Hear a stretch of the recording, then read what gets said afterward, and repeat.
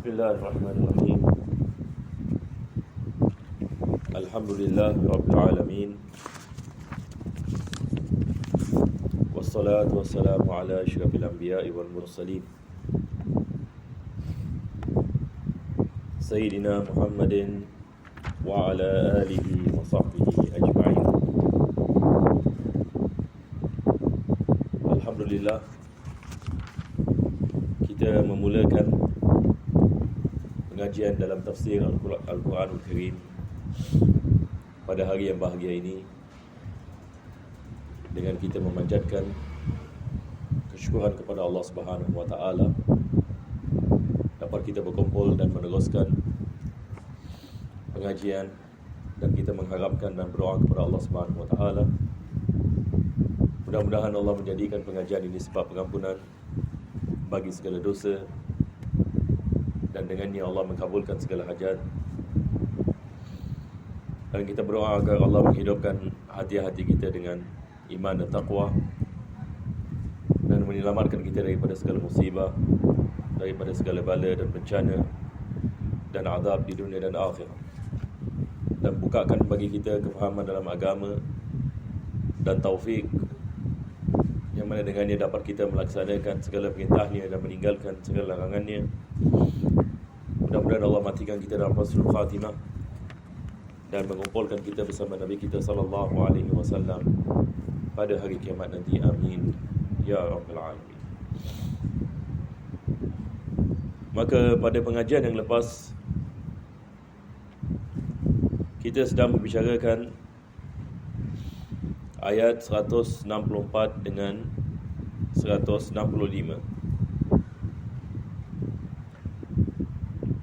Maka ayat-ayat ini menerangkan kepada kita tentang nikmat Allah Subhanahu wa taala kepada manusia. Apabila Allah menghantarkan kepada mereka para nabi dan rasul, maka menghantar nabi dan rasul ini adalah nikmat yang besar. Sebab dengan datangnya seorang nabi ataupun rasul, manusia kenal akan Allah Subhanahu wa taala, dan manusia mula mempelajari akan agama Allah Subhanahu wa taala.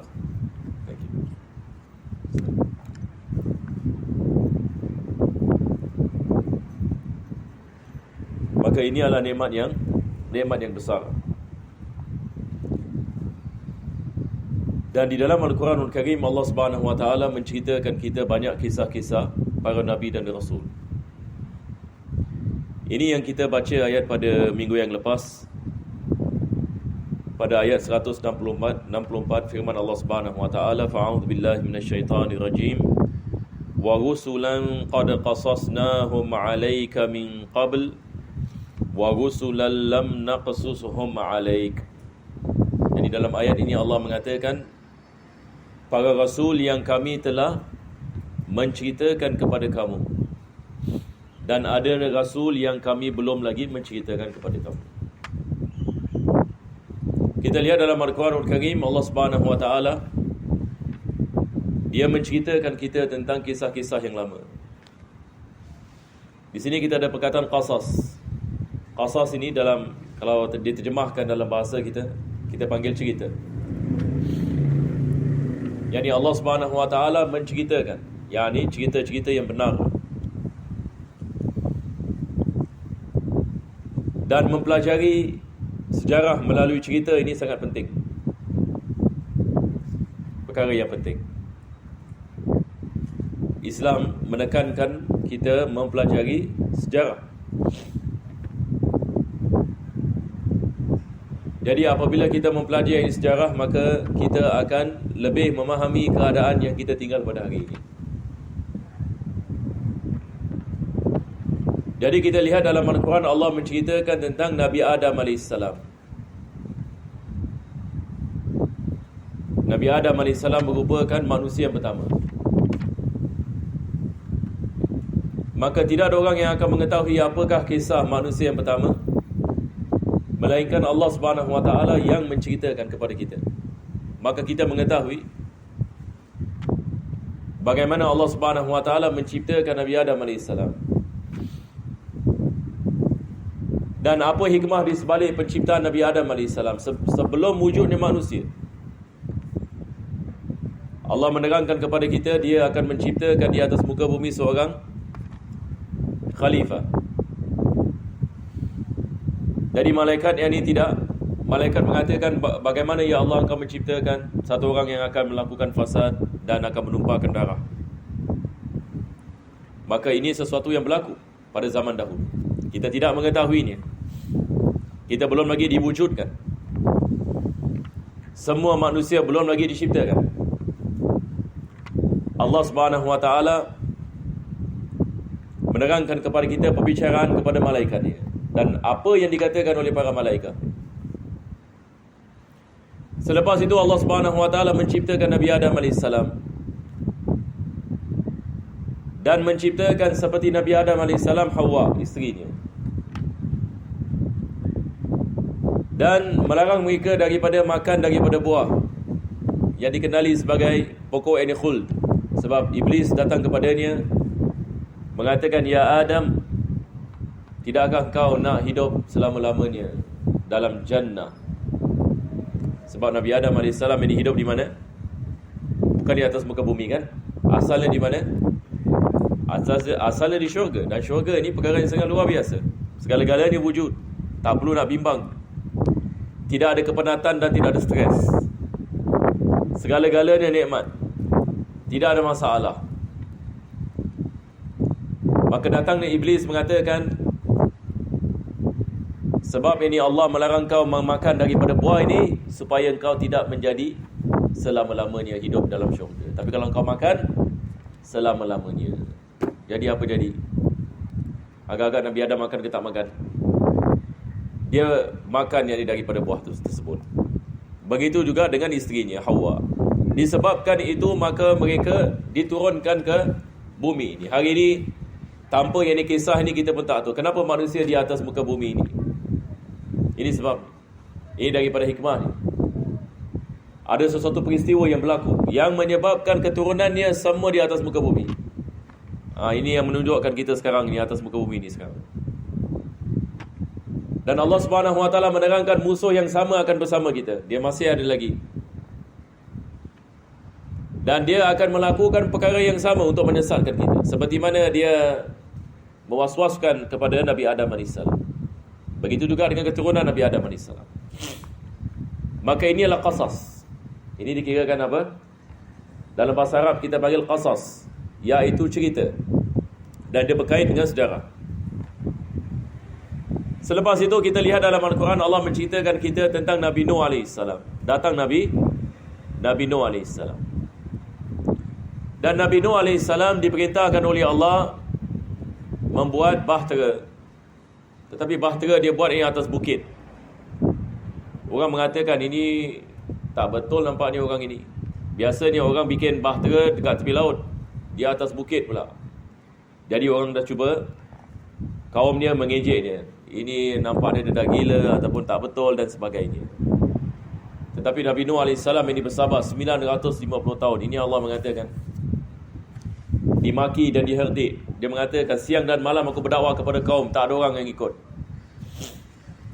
Nabi Nuh AS mengajarkan kepada kita kesabaran yang sangat luar biasa. Lepas itu yang ini kita diberitahu ini datang apa? Banjir. Banjir yang memusnahkan segala-galanya. Baru sekarang kaum dia mengetahui kenapa dia bikin bahtera di atas bukit. Sebab banjir ini bila dia datang, dia menyeluputi yang ini segala-galanya di atas muka bumi. Dan tidak ada perkara yang boleh hidup melainkan mereka yang di atas bahtera. Tetapi anak kepada Nabi Nuh AS Allah menceritakan tidak mau naik. Jadi Nabi Nuh AS ini berdakwah kepada anaknya. Anaknya sendiri tidak mengikuti Nabi Nuh AS sebagai seorang Nabi. Maka dia mengatakan, sa'awi ila jabalin ya'simuni minal ma'. Dia mengatakan, aku akan naik kepada bukit. Sebab bukit akan selamatkan aku daripada air. Dia gunakan apa? Dia gunakan akal, logik. Dia mengatakan kalau naik lebih tinggi, air tak boleh sampai. Dia tak tahu ini air macam mana yang akan datang nanti. Dia menyangkakan gunung boleh selamatkan. Sebab gunung tinggi. Dia Dia menyangkakan mustahil air boleh naik sampai atas gunung. Tapi Nabi Nuh AS mengatakan, La asimal yaum, hari ini tidak ada orang yang akan selamat, melainkan yang ni, sesiapa yang Allah berkehendaki dia selamat. Jadi Al-Quran ini mengajarkan kepada kita, anak seorang Nabi juga yang ni boleh terjebak dalam perkara ini, tidak mengikuti jejak langkah ibu bapa mereka. Dan Allah menceritakan tentang Nabi Ibrahim AS dengan anaknya, Nabi Ismail AS. Bagaimana Allah memerintahkan dia menyembelih Nabi Ismail AS. Allah menyelamatkan Nabi Ismail. Bagaimana Nabi Ibrahim AS dicampakkan ke dalam api, Namrud memerintahkan dia, campak orang ini ke dalam api sebab dia menghina berhala kita, sebab mereka sembah berhala, dipecahkan semua berhala, kan kisah ni. Kecuali yang di berhala besar dia tak pecahkan. Apabila ditanya kenapa, siapa yang ni yang memecahkan berhala ni semua, dia mengatakan tanya yang besar ni. Itu yang dikatakan oleh Nabi Ibrahim AS. Maka mereka mengatakan, kau ini nak mengejek kita punya Tuhan. Jadi tidak ada cara lain nak kena bakar orang ni. Mereka tangkap dia, ikat, catapult kasih. Allah SWT menceritakan kepada kita bagaimana api yang sifat membakar menyelamatkan Nabi Ibrahim AS. Ini adalah mukjizat. Lepas itu yang ni datang Nabi Yusuf AS, datang Nabi Yaqub AS. Lahirlah kisah Bani Israel. Sebab Bani Israel bermula dengan Yaqub. Dan Yaqub adalah anak kepada Ishaq. Ishaq adalah anak kepada Nabi Ibrahim AS. Dalam surah Yusuf, Allah menceritakan Nabi Yaqub ada berapa anak? 12 anak. Nabi Yaqub ini ada 12 anak. Daripada 12 anak ini keluar Bani Israel. Jadi Bani Israel maksudnya anak-anak kepada Israel. Israel maksudnya Nabi Yaqub. Jadi mereka ada 12 kabilah, keturunan daripada 12 anak. Dan Allah menghantar Nabi demi Nabi daripada keturunan ini. Keluar Nabi Musa AS, Nabi Harun AS, Nabi Isa AS, Nabi Daud AS, Nabi Sulaiman AS, dan banyak lagi Nabi yang keluar daripada mereka. Dan Allah menceritakan kita kisah apa jadi kepada mereka, dan dakwah mereka, dan akibat mereka dan kaum, dan bagaimana laknat Allah yang di ke atas orang yang mendustakan mereka, sehinggalah datang Nabi Muhammad SAW. Jadi kita lihat ini Al-Quran ini menceritakan kepada kita sejarah manusia. Daripada awal manusia diciptakan, bahkan sebelum manusia diciptakan, Al-Quran menceritakan kepada kita. Sampailah datang Nabi Muhammad SAW. Jadi Al-Quran ini menerangkan kepada kita sejarah. Sejarah ini sangat penting sekali. Dan daripada sejarah yang penting untuk kita mempelajarinya adalah sejarah Nabi Muhammad SAW. Ini dikenali sebagai sirah. Jadi kita sebagai orang Islam harus kita memahami sejarah yang berlaku pada Nabi SAW. Daripada lahirnya Nabi SAW sampai wafatnya Nabi SAW, 63 tahun. Tetapi yang paling penting adalah daripada 40 tahun ke hingga 23 tahun. Banyak daripada kehidupan Nabi SAW pada 40 tahun yang awal tidak dicatat. Tidak banyak. Tapi kita mengetahui dia berkahwin dengan Khadijah radhiyallahu anha, dan dia ada beberapa anak, betul ke tidak? Dia pergi ke Syam dan dia berdagang dengan sifatnya di Makkah dan sebagainya. Tetapi apabila dia mendapat wahyu daripada Allah, maka kita lihat kehidupan Nabi SAW sampai kepada kita dengan terperinci. Jadi ini adalah sejarah yang penting. Selepas itu wafatnya Nabi SAW, datang Khulafa Rashidin, sahabat radhiyallahu anhum. Mereka mengganti Nabi SAW dalam pentadbiran ummah. Selepas ini para sahabat yang ini datang tabi'in. Di sini kita lihat lahir kerajaan seperti kerajaan pada awalnya, kerajaan Umayyah, Banu Umayyah, dengan datangnya Abu Sufyan dan anaknya Muawiyah dan anaknya Yazid. Selepas itu yang ini datang Abbasiyah. melalui Safa Al-Abbas. Dan sehingga akhirnya apabila Mongol yang masuk Baghdad dan menghancurkan Baghdad, jatuh kerajaan Abbasiyah. Apabila jatuh kerajaan Abbasiyah, lahir ini kerajaan Mamlukiyah. Apabila jatuh ini kerajaan Mamlukiyah, datang ini kerajaan Uthmaniyah. Pernah dengar nama-nama ini semua? Jadi inilah sejarah yang penting. Akhir sekali kerajaan Uthmaniyah, Daulah Uthmaniyah. Sehingga yang ini khalifah yang terakhir dihentikan. Khilafah yang terakhir pada tahun 1924. 3 Mac 1924 to be exact. Berkesinambungan dengan 27 Rajab. Berkesinambungan ya. Betul lah perkataan ni? Bersamaan. Salah. Bersamaan dengan 27 Rajab. 27 Rajab ini peristiwa Isra' dan Mi'raj. Dan ini perkara yang sangat luar biasa. Peristiwa Isra' dan Mi'raj ada kait mengait ini dengan akhir ini khilafah yang ini dihentikan. Dan Nabi SAW menerangkan kepada kita akan berlaku khilafah sekali lagi pada akhir zaman. Jangan kita menyangkakan khilafah dah mati. Tetapi khilafah akan datang. Dan khilafah yang akan datang adalah khilafah Rashidah, bukan yang sebarang-sebarang punya khilafah. Yang ini dia akan datang seperti mana khulafah Rashidin, Abu Bakar, Umar, Uthman dan Ali. Khilafah seperti itu akan kembali. Bukan ini khilafah yang berasaskan dengan keduniaan, tetapi diasaskan dengan ketakwaan dan iman. Jadi ini adalah peristiwa-peristiwa yang akan datang. Jadi apabila kita belajar sejarah, kita tahu kita di mana sekarang. Kita sekarang di mana? Baik jemaah sekalian. Kalau kita lihat dari sejarah, kita ini sekarang ini kita berada di akhir, di penghujung. Tapi tak terlalu penghujung, tapi penghujung. Penghujung tapi tak sampai penghujung. Boleh faham insya-Allah? Jadi kita ni sekarang yang ni berada yang ni pada ibarat jambatan daripada tanda-tanda kiamat yang ni, yang pertengahan nak masuk tanda kiamat yang besar. Tanda kiamat yang besar akan datang sekarang. Jadi kita ni sekarang baru nak masuk ke sana. Jadi keadaannya sangat penting sekali untuk kita berwaspada. Apa yang akan berlaku? Apa yang sedang berlaku? Apa yang telah berlaku? Dan apa yang akan berlaku? Apa yang akan berlaku esok? Jadi Al-Quran mengajarkan kepada kita satu prinsip. Prinsipnya adalah mempelajari kisah-kisah. Kenapa mempelajari kisah-kisah sangat penting? Sebab kisah-kisah ini dia berkait ini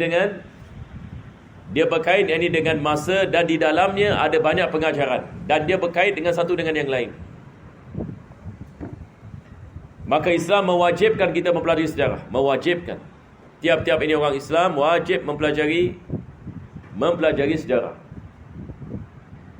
Jadi kalau kita lihat kisah-kisah yang berlaku, kalau di Singapura saya menanyakan misalan, apakah kisah yang besar yang telah berlaku di Singapura? Apakah kisah yang besar yang telah berlaku di Singapura sehingga kan semua orang ingat kisah tersebut yang telah berlaku?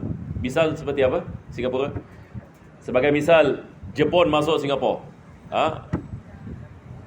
Ini adalah kisah yang besar, betul ke tak? Ini peristiwa yang besar.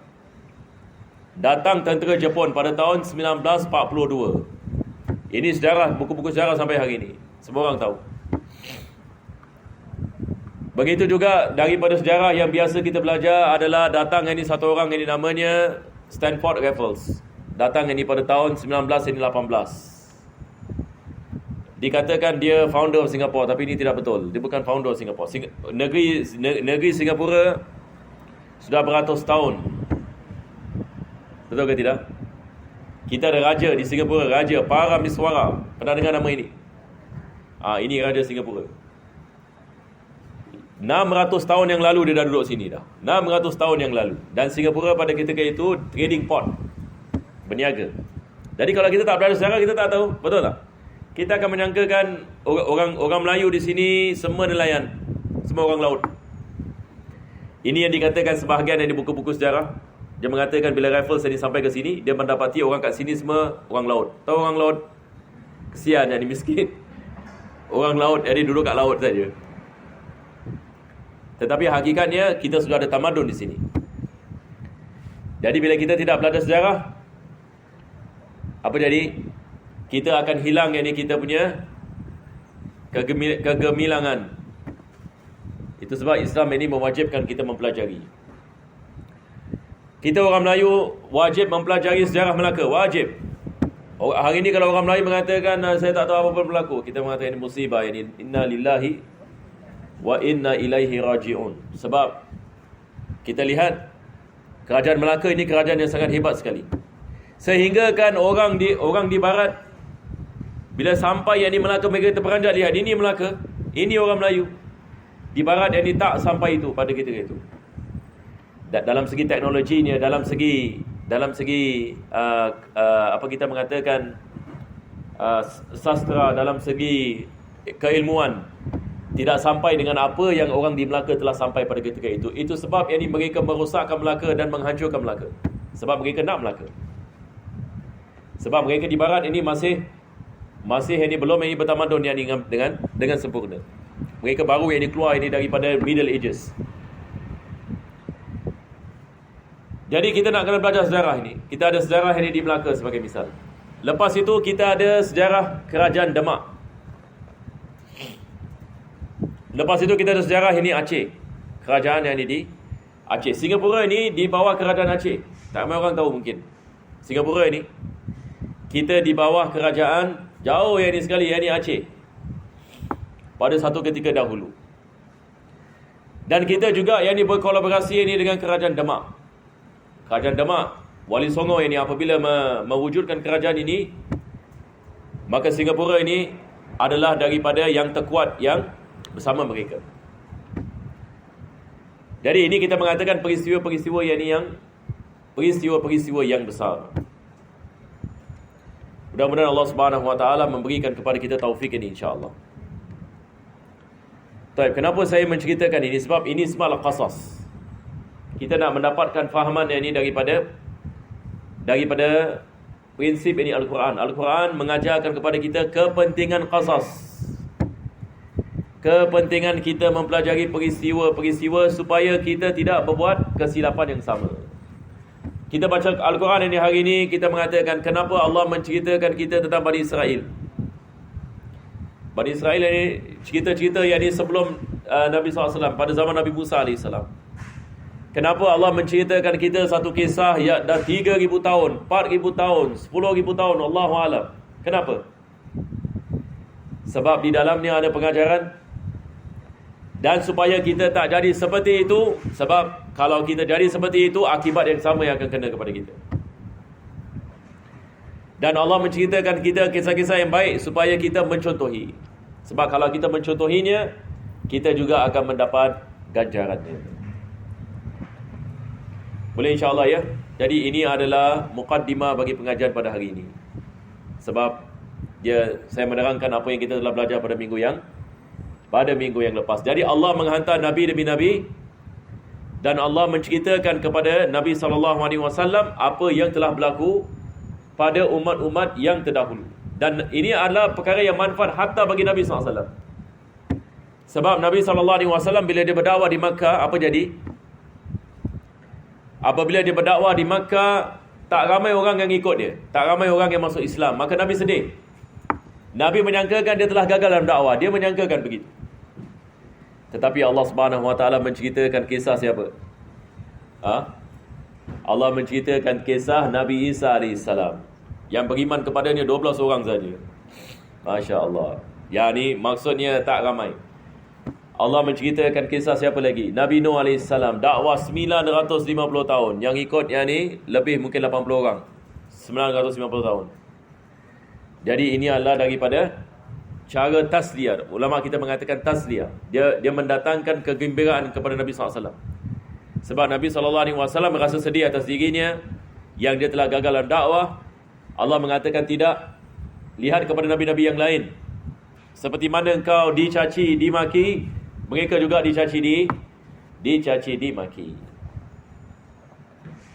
Sekarang ini kita pergi kepada ayat yang seterusnya. Saya rasa kita belum habis ayat 165 ya. Sebab kita baru membicarakan bahagian yang pertama. Bahagian yang pertama seperti mana saya mengatakan, Allah mengatakan, yakni kami telah menghantarkan nabi-nabi dan rasul, yakni kepada kamu. Selepas itu Allah menerangkan apa hikmahnya menghantar nabi dan rasul itu.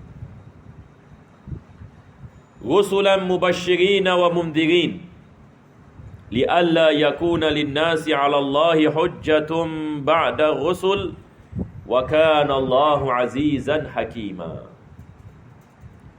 Yani Allah Subhanahu wa taala menerangkan nabi-nabi dan rasul ini mubasysyirin wa mundhirin. Mubasysyirin ini maksudnya membawa bisyarah. Bisyarah ini maksudnya berita gembira. Berita gembira apa maksudnya? Nabi-nabi dan rasul ini mereka mengatakan, kalau kamu beriman kepada Allah dan kamu mentaatinya, maka kamu akan mendapatkan keselamatan di dunia dan akhirat, kebaikan di dunia dan akhirat, dan akan dimasukkan ke dalam syurga, diselamatkan daripada azab. Ini adalah bisyarah, yakni berita gembira. Mundhirin, memberikan berita amaran. Kalau kamu tidak beriman dan kamu melakukan maksiat dan tidak beriman kepada Allah dan mati na'udzubillah min zalik dalam keadaan kekufuran, maka segala amalan kamu tidak akan diterima dan kamu akan dimasuk ke dalam neraka selama-lamanya. Ini adalah inzar. Inzar ini maksudnya memberikan ancaman dan amaran. Jadi para nabi dan rasul memberikan berita gembira dan juga memberikan amaran. Apa sebabnya Allah mengatakan li'alla yakuna lin-nasi 'ala Allahi hujjatun ba'da rusul. Supaya manusia tidak mengatakan, kalau sekiranya datang seorang nabi kepada aku, pasti aku akan beriman. Sebab manusia kalau Allah mengazabnya, apa dia akan kata? Dia mengatakan, ya Allah, bagaimana engkau mengazab aku sedangkan kau tidak menghantarkan nabi kepada aku tidak mengetahui. Inilah hujjah, betul ke tidak? Yani Allah Subhanahu wa taala menghantar nabi dan rasul sebagai hujjah. Apa maksudnya? Cuba bayangkan, Allah tidak menghantar nabi dan rasul, tapi Allah mengatakan, aku mengetahui yang kau tidak akan beriman. Aku mengetahui yang kau tidak akan beriman dan kau akan melakukan maksiat berdasarkan dengan ilmu aku. Manusia apa? Manusia akan mengatakan, ya Allah, tapi engkau ini tidak menghantarkan kepada kami yang ini seorang rasul. Bagaimana kami nak beriman? Engkau tidak menghantarkan kepada kami seorang nabi yang menunjukkan kepada kami apa itu Islam. Maka Allah Subhanahu wa taala menghantarkan nabi dan rasul supaya manusia tidak ada hujjah atas Allah pada hari kiamat. Supaya manusia tidak ada hujjah. Maksudnya manusia tidak mengatakan, ya Allah, kalau engkau menghantarkan kepada aku nabi, pasti aku akan beriman dan melakukan ketaatan dan sebagainya. Maka Allah Subhanahu wa taala menghantar nabi dan rasul dan mereka juga tidak beriman. Maka inilah hujah ke atas mereka pada hari kiamat nanti. Sebab mereka akan mengatakan, ya Allah, tidak ada nabi yang dihantarkan. Allah mengatakan, ada. Aku telah menghantarkan Nabi Musa AS kepada kamu, telah menghantarkan Nabi Harun AS, dan Allah telah menghantarkan Nabi Muhammad SAW. Manusia ini tidak ada alasan untuk tidak beriman. Sebab agama telah sampai kepadanya. Ini adalah daripada hikmah Allah menghantar nabi-nabi dan rasul, supaya manusia tidak ada hujah atas Allah Subhanahu wa taala. Wa kana Allahu azizan hakima. Allah adalah aziz dan hakim. Aziz maksudnya maha perkasa. Allah maha berkuasa.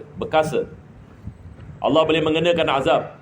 Tidak ada orang yang dapat menolak azabnya. Tetapi Allah adalah hakim. Dia tidak menggunakan kuasanya dengan sembarang. Dia maha bijaksana. Maka dia menggunakan kuasanya sesuai dengan kebesarannya. Manusia kalau diberikan kuasa yang mungkin kalau dia tidak ada hikmah, apa jadi? Dia menzalimi. Tetapi manusia yang diberikan hikmah, dia akan menggunakan kuasa dengan cara yang terbaik, maka dia akan memberikan manfaat. Maka Allah Subhanahu wa taala Al-Aziz dan Hakim. Sekarang kita masuk kepada ayat ini yang seterusnya. Lakinillahu yashhadu bima anzala ilaik. Anzalahu bi'ilmihi wal malaikatu yashhadun wa kafa billahi syahida. Maka kita lihat ini dalam ayat ini, Allah Subhanahu wa taala mengatakan Allah yang ini adalah sebaik-baik saksi. Walaupun ini manusia tidak menyaksikan, cukuplah Allah ini sebagai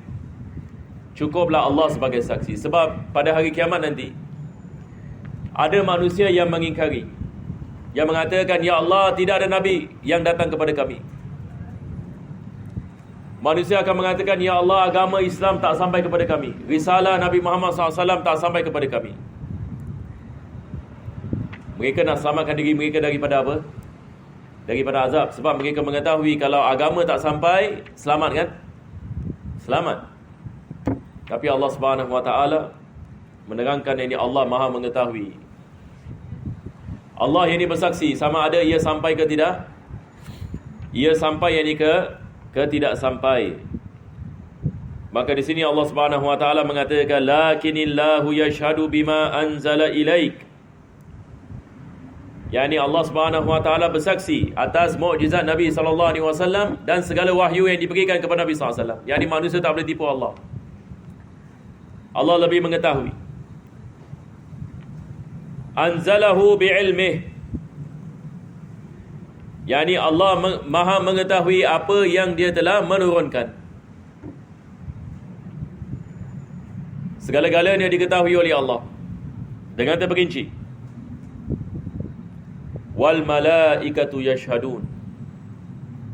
Dan juga para malaikat juga menjadi saksi. Kita ada sebagai misal malaikat Jibril AS ditugaskan ini untuk menyampaikan wahyu.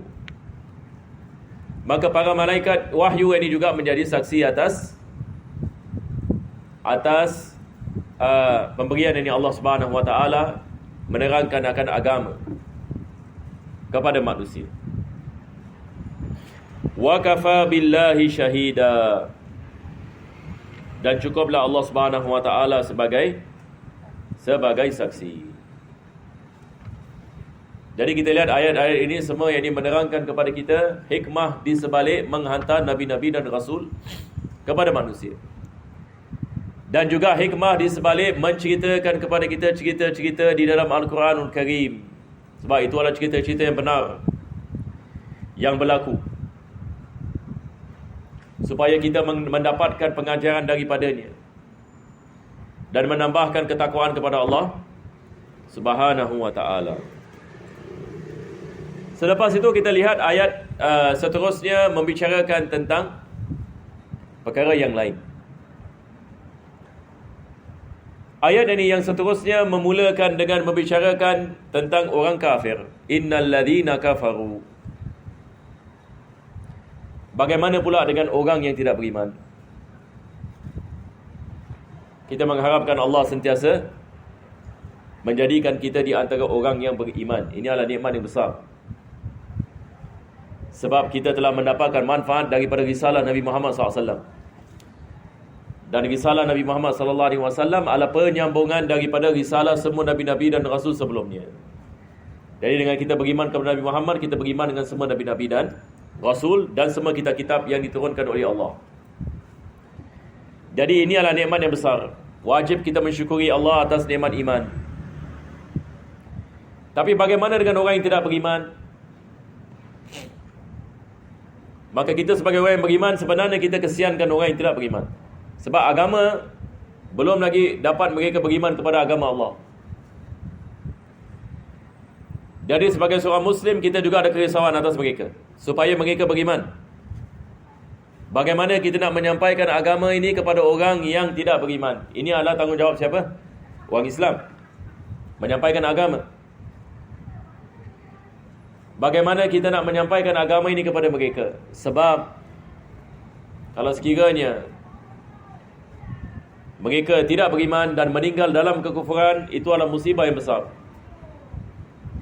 Tetapi kalau kita mencari sebab, insya-Allah satu orang masuk Islam, itu adalah perkara yang sangat besar. Kita menyelamatkan dia daripada azab. Sebab kita lihat dalam Al-Quran, ancaman terhadap kekufuran ini sangat berat. Mudah-mudahan Allah selamatkan kita daripadanya. Innal ladzina kafaru wa saddu an sabilillah qad dhallu dhalalan ba'ida. Di sini Allah menerangkan kepada kita jenis yakni orang kafir. Ini adalah jenis yang dahsyat sedikit. Sebab dia ada dua perkara di sini. Pertama sekali, innal ladzina kafaru wasaddu an sabilillah. Dia bukan saja tidak beriman, tetapi dia melarang orang lain untuk beriman. Dia tidak beriman dan dia juga melarang orang lain yakni untuk tidak beriman. Dan golongan ini kita lihat pada tiap-tiap zaman ada. Hatta zaman sekarang ini kita lihat ada orang ini seperti ini. Siang dan malam itu kerja dia. Merosakkan nama Islam supaya tak ada orang masuk Islam. Sebab dia benci kepada Islam dan dia juga menyebarkan kebencian terhadap yakni Islam. Ini adalah misal orang yang tidak beriman dan dia melarang orang lain ini untuk beriman. Jadi bagi orang yang seperti ini, dia tidak sama dengan orang yang tidak beriman, tetapi dia tidak melarang yakni orang lain yakni untuk tidak beriman untuk beriman ini untuk tidak beriman seperti ini. Boleh insya-Allah. Jadi sekarang Allah Subhanahu Wa Taala sedang membicarakan tentang golongan yang tidak beriman dan melarang orang lain untuk beriman. Maka apa Allah mengatakan qad dhallu dhalalan ba'ida. Mereka telah sesat. yakni sesat atas kesesatan. Jadi pertama sekali mereka sesat sebab mereka tidak kenal kepada Allah Subhanahu Wa Taala. Dan perkara yang kedua yang menambahkan kesesatan mereka adalah mereka cuba untuk menyesatkan orang lain seperti mana mereka sesat. Jadi bukan saja mereka sesat, tapi mereka melakukan amalan penyesatan kepada yang lain. Maka ini adalah kesesatan atas kesesatan.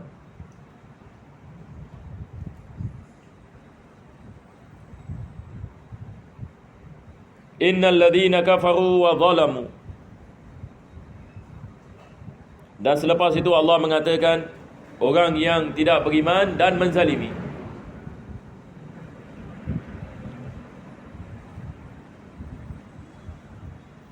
Orang yang tidak beriman dan menzalimi. Ini juga lagi satu jenis orang. Dia tidak beriman dan dia melakukan kezaliman. Jadi apa yang kita perlu faham di sini? Orang kafir ini berperingkat dia tak sama. Ada orang dia tak beriman tapi dia melakukan kebaikan. Ada tak? Ada. Ada orang ini dia tidak beriman tapi kekufurannya berdasarkan dengan kejahilan sebab dia tak belajar, tak tahu. Tapi dia tidak ada niat apa-apa, tidak baik. Ada orang ini tidak beriman tapi seperti mana kita mengatakan, dia ada kebencian kepada orang yang beriman. Ada orang yang tidak beriman, dia banyak melakukan kezaliman. Dia menjadi sebab manusia rosak. Azabnya ni pada hari kiamat lebih dahsyat kepada mereka. Walaupun ini semua yang ini berdasarkan kepada kekufuran, tetapi azab Allah Subhanahu Wa Taala berbeza antara satu orang kafir ini dengan yang lain. Maka ini balik ini kepada jenis kekufuran mereka dan amalan mereka.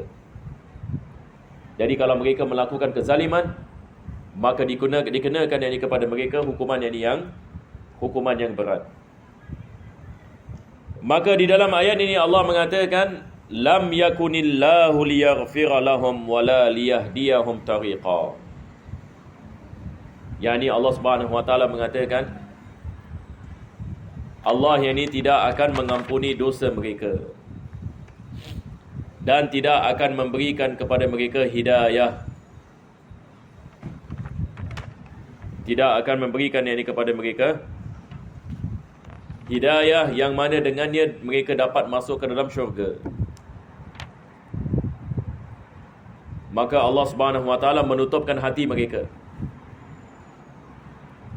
Dan apabila mereka mati dalam kekufuran, mereka dimasukkan dalam api neraka Jahannam selama-lamanya. Illa tariqa jahannam khalidina fiha abada.